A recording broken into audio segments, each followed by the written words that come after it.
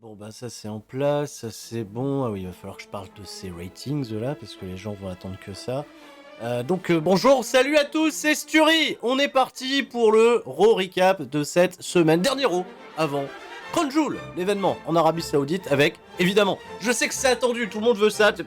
J'ai entendu le message. Il y aura bien un Sturi Stradamus demain pour Crown Jewel. On peut passer à ce qui nous intéresse, à savoir ce qui intéresse les fans de catch, à savoir qui a gagné les ratings entre SmackDown et Rampage qui étaient face à face, on le rappelle, pendant une demi-heure. C'est... Non, vous voulez pas... Est-ce que j'ai vraiment envie de ça? Est-ce que vous voulez pas plutôt qu'on parle de Raw, qu'on parle de catch, qu'on parle peut-être de bon catch, qu'on parle peut-être de la grosse réaction de WWE pour préparer l'Arabie Saoudite? Alors, eh ben on va parler de Raw. Et si vous tenez vraiment à faire la guerre, à parler des ratings, eh ben... j'en parlerai à la fin de la vidéo. Bon, allez, zen, on revient au calme. Dans la nuit, du lundi 18 octobre au mardi 19 octobre, Sacramento en Californie, dernier épisode de Raw avant Crown Jewel, et un match évidemment qui est déjà annoncé pour ce soir dans le main event. Puisque Charlotte Flair défend le championnat féminin de Raw contre Bianca Belair, et Bianca Belair, elle reste à Raw. À partir de vendredi, Charlotte, qui ne va pas en Arabie Saoudite, part avec la ceinture rouge dans le show bleu, ce qui permettrait à Bianca Belair de prendre la ceinture rouge pour la laisser dans le show rouge, et d'espérer que Sasha Banks prenne la ceinture bleue pour la garder avec elle dans le show bleu, puisque celle qui possède la ceinture bleue, c'est Becky Lynch, et Becky Lynch part dans le show rouge. Allez, c'est bon, le Monday Night Raw, voilà, c'est...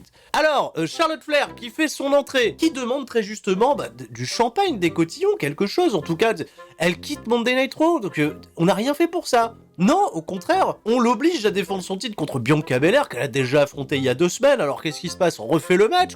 Ça plaît pas aux catcheurs non plus. Mais ça plaît pas non plus à Bianca Belair, qui fait « Oh le pop là, Charlotte Flair, elle va se détendre hein. », et puis elle a pas aimé que Charlotte Flair appelle Bianca Belair une rookie. C'est vrai, Charlotte Flair, elle a pas encore 10 années d'expérience, elle a commencé en 2012, Bianca Belair, elle a commencé en 2015, c'est vrai qu'il y a un gap.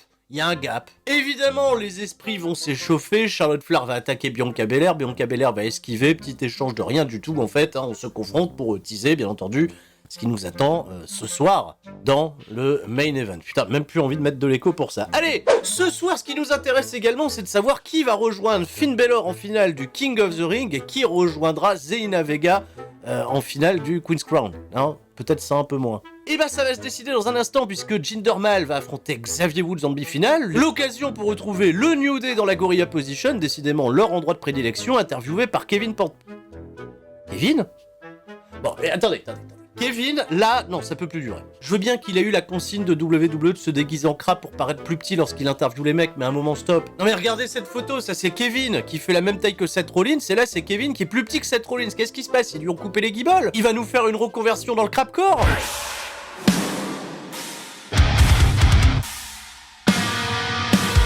Bon, interview bien entendu et beaucoup d'enthousiasme pour Xavier Woods qui veut se battre pour son rêve, et son rêve c'est de devenir le roi de WWE. Il va citer plein de rois avant lui comme le roi Mabel. Ah ouais.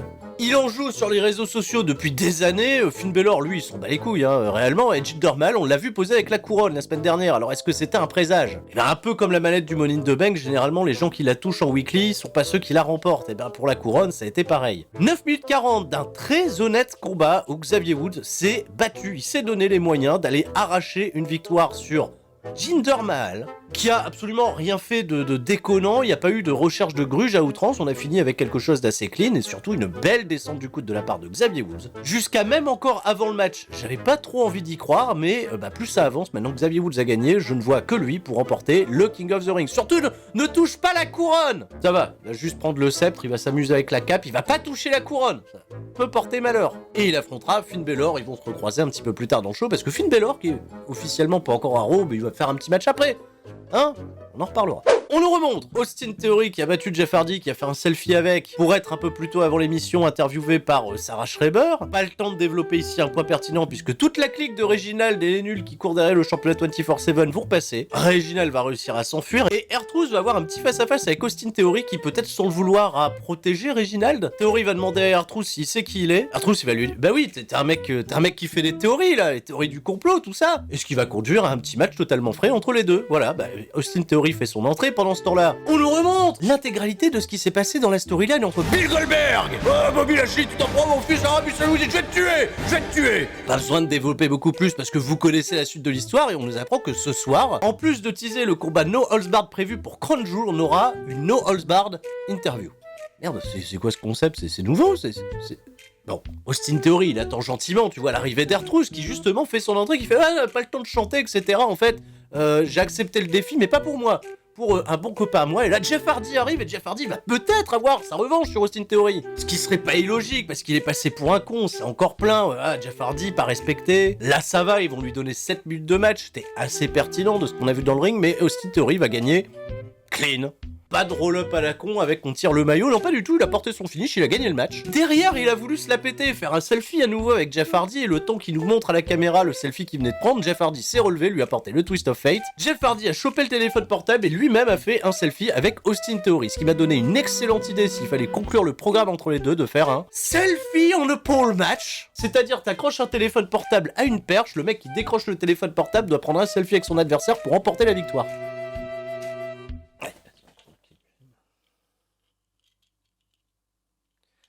Bref, on nous remonte des images de Biggie et de McIntyre qui finalement dans leur combat contre les Usos la semaine dernière n'ont pas réussi à coexister. Et bah bonne nouvelle, cette semaine ils vont devoir réapprendre à coexister. Et comment nous construire la storyline? Et ben ils vont faire équipe contre les Dirty Dogs qui sont déjà battus il y a 2 semaines dans un match où ils avaient plutôt bien coexisté. On va les retrouver dans la Gorilla Position où grosso modo ils vont essayer de se calmer, de se détendre parce que là, en effet la semaine dernière c'est parti en clash. Ce soir on fait l'effort pour le public etc. et on réglera les comptes du côté de l'Arabie Saoudite. Adam Pearce et Sonya Deville, eux, ils ont une vraie discussion autour, probablement, du comportement de Sonya Deville qui a abusé de son pouvoir au dernier SmackDown. Non, pas du tout. Bah, ce serait faire de la promotion pour SmackDown, on est sur des chaînes concurrentes. Non, ils étaient en train de parler d'absolument rien, et Charlotte Flair, elle vient se plaindre, elle fait « Oui, qu'est-ce que c'est que ça, théorie du complot? Pour mon dernier soir à Raw, vous donnez un match de championnat à Bianca Belair, ça m'intéresse pas, et hop, tu fais ce qu'on te dit, et après... t'iras te plaindre au general manager de SmackDown. Ah bah ça tombe bien, c'est nous. Ils ont pas dit ça, mais c'est ce que j'ai compris dans le sous-texte. Biggie, il a déjà fait son entrée, McIntyre le kebabier, il attend de pied ferme ses adversaires du soir, on va voir s'ils vont être capables de coexister. Et ben dans un schéma assez similaire du match de la semaine passée, c'est Biggie qui va être le maillon faible. Au début ça se passe bien, ils font des petits tags, tout ça, tout va bien, et Biggie va se faire avoir par Dolph Ziggler et Robert Roode, et la plupart de la hit va se faire sur lui. Drew McIntyre pour le hot tag totalement vengeur, il était sur le point de gagner le match à 2 contre 1, pas de problème. Mais il a quand même accepté parce qu'il a mis son ego de côté, il a fait le rôle avec Biggie et Biggie a gagné le match. Pour qu'à la fin, les deux babyface se serrent la main, mais laissent quand même exprimer pas mal de tension entre eux. Voilà, et ça se réglera en Arabie Saoudite. J'ai vraiment l'impression qu'on a perdu un temps fou avec ce programme. Les Street Profits qui n'ont pas attendu la bonne date calendaire pour apparaître dans le show rouge, ils vont affronter Randy Orton et Riddle. Ils donnent une petite interview pour se sentir prêts et vont être interrompus par AJ Styles et Omos qui sont eux les futurs challengers au titre et ils s'avancent déjà dans l'idée d'être les futurs champions et de balayer toute compétition, à savoir les Street Profits. Qui veut de la fumée, on veut de la fumée, votre fumée elle pue. Les Street Profits préfèrent passer à autre chose, à savoir leur combat d'un peu plus tard et AJ Styles et Omos restent Patrick.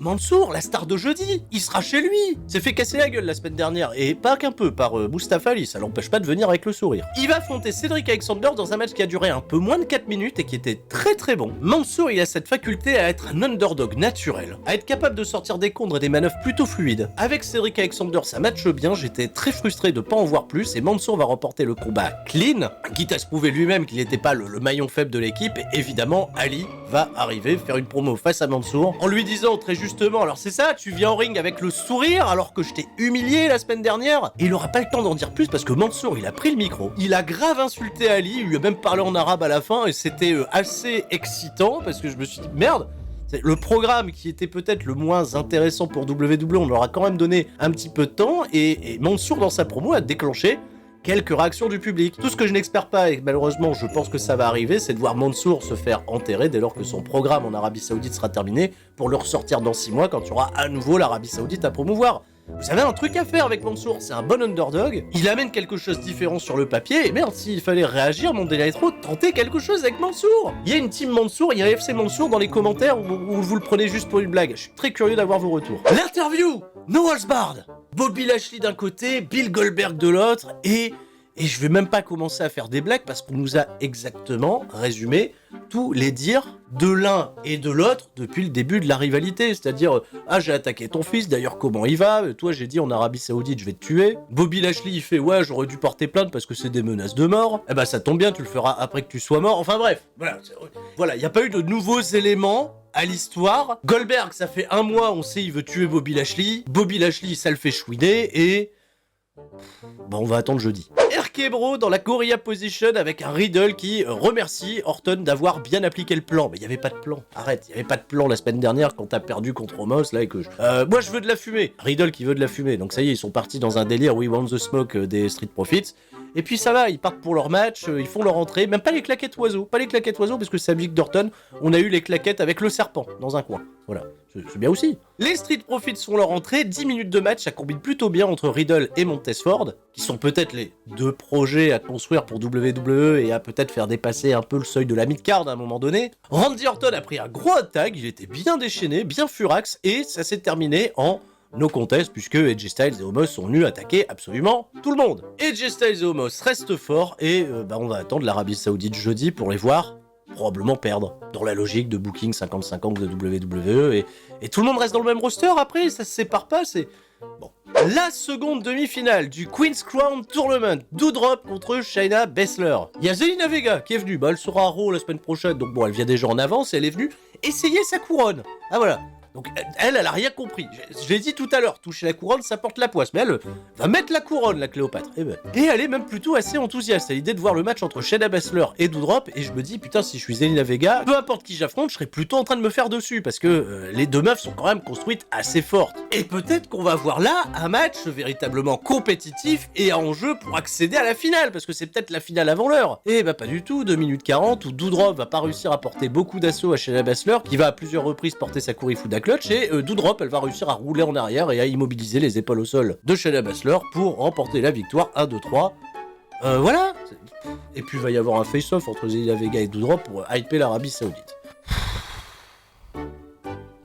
Bianca Belair, elle se prépare pour son match contre Charlotte ce soir dans le tralala, et Rhea Ripley, Nikki H, elles arrivent et elles l'accueillent. Non, pas elle l'accueille, elle l'accueille, elles lui font un accueil. Bienvenue à Monday Night Raw. Eh ben, elles lui ont offert une casquette. Elle peut pas porter la casquette parce qu'il y a sa tresse derrière, donc elle a l'air un peu con. Encore une fois, une utilisation très pertinente des championnes par équipe qui n'ont absolument plus d'équipe à affronter, ils ont tous splitté, donc elles sont en congé. Et Finn Balor fait son entrée, il va affronter Mace. Avant de partir à SmackDown, Mace contre Finn Balor. Peut-être dans l'idée de nous montrer une nouvelle facette du nouveau Mace, qui sera peut-être un client important de SmackDown, histoire de lui donner peut-être du momentum, ou de lui donner des choses à faire. Pas du tout, absolument pas. Si, il a dominé les 75% du match, mais le match il a duré que 2 minutes. Finn Balor, il a envoyé tous ses trademarks, il a fini avec le coup de grâce, 1, 2, 3. Xavier Woods qui est venu en observateur pour teaser la finale du King of the Ring, il y a eu un petit face-à-face avec Finn Balor, et là je me suis dit, putain, faites tourner Finn Balor. Parce que là, le face contre face en Arabie Saoudite, j'ai peur. Déjà, on sait que le public, il est pas des plus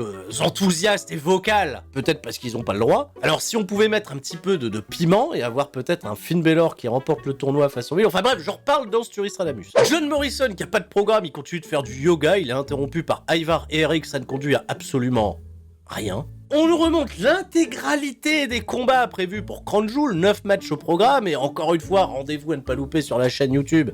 J'en reparle dans le Sturis Radamus. Si c'est pas moi, ça sera un autre. Et on est parti pour le main event. Bianca Belair challenge Charlotte Flair pour le championnat WWE de Raw. 22 minutes d'un match, encore une fois, excellent, où ça cherche la gagne, tout le monde réagit sur les spots, tout le monde réagit sur les nearfalls. Charlotte Flair, elle va se mettre à saigner au niveau du visage, j'ai pas compris comment, mais ça va rajouter un peu plus de drama à l'action. C'est encore une fois un gros 50-50, c'est comme il y a 2 semaines. Et comme il y a 2 semaines, ça s'était terminé avec un finish à la con, où Becky Lynch et Sasha Banks étaient intervenus, là on se dit, bon bah est-ce qu'ils vont finir, tu vois le truc assez proprement, bah que penses-tu? Là on avait plus de temps, il fallait chercher un finish, il y a l'arbitre qui les engueulait, l'émission elle se termine dans moins d'1 minute. Il y a Charlotte Flair, donc se joue, elle a sorti une chaise, elle a tapé sur Bianca Belair, c'était hyper frustrant. Nous donner un match aussi cool à regarder pour terminer avec un finish à la pisse, sais pas quoi en dire. En fait, je reproche pas au FI d'avoir catché, d'avoir fait un excellent catch, peut-être le meilleur de la soirée. Ce qui me bute avec ce genre de combat, c'est que déjà WWE nous donne des affiches sans les construire, sans les builder réellement, parce que ça, c'est clairement une affiche digne d'un main event de WrestleMania. Je suis même sûr qu'à un moment, les deux filles vont s'affronter à WrestleMania, peut-être même le prochain, le 38. Allez, je mets même une pièce dessus dès à présent. Mais vu que dans cette compagnie, il est évident que tout le monde reste fort, et ben voilà, on termine avec le coup de chaise de Charlotte Flair, Bianca qui va récupérer la chaise, qui va attaquer Charlotte, ils ont envoyé la vignette de fin. Il y a eu quelques efforts logiques pour builder l'Arabie Saoudite, j'ai vraiment l'impression qu'on se prépare surtout au coup d'après, à savoir la draft, ils ont même annoncé que le prochain Raw, c'était Season Premiere, quand ça les arrange. Globalement, c'était pas un si mauvais épisode de Raw que ça, il faut bien l'admettre, mais c'était peut-être encore une perte de temps. Voilà.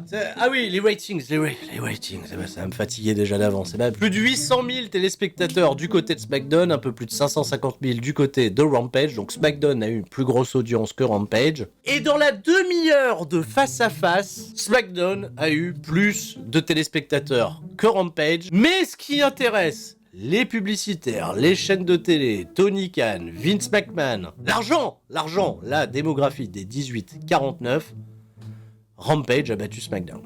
Malgré qu'ils aient eu une coupure publicitaire pendant cette demi-heure, il y avait autant de personnes dans cette démographie devant Rubisso contre le Bunny que face à la signature de contrat de Brock Lesnar et Roman Reigns. Bon, évidemment, il y a un gap phénoménal au niveau des vues sur YouTube, même si YouTube, ça ramène un petit peu d'argent. C'est moindre que tout ce que peut ramener l'argent de la télévision à une compagnie de catch. Est-ce qu'il va y avoir signal d'alerte pour WWE pour faire évoluer le programme? Libre à eux. Est-ce que ça va motiver AEW à faire avancer les choses?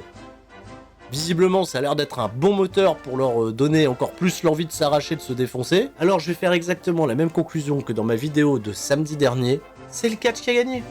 Et on va avoir certainement plus de choses positives après ça. Pas que du positif, parce qu'il y a toujours du à prendre et à laisser dans chaque compagnie. Maintenant, sur ces bonnes paroles, on se concentre pour les rendez-vous de la semaine, vous le savez. Demain, en plus du sur Stradamus, Watch Long à 11h30 de la dernière journée du bloc B, G1 Climax NJPW. Jeudi, il y a Watch Long des finales du G1 Climax en fin de matinée. Puis, 18h, Watch Long de Crown Jewel.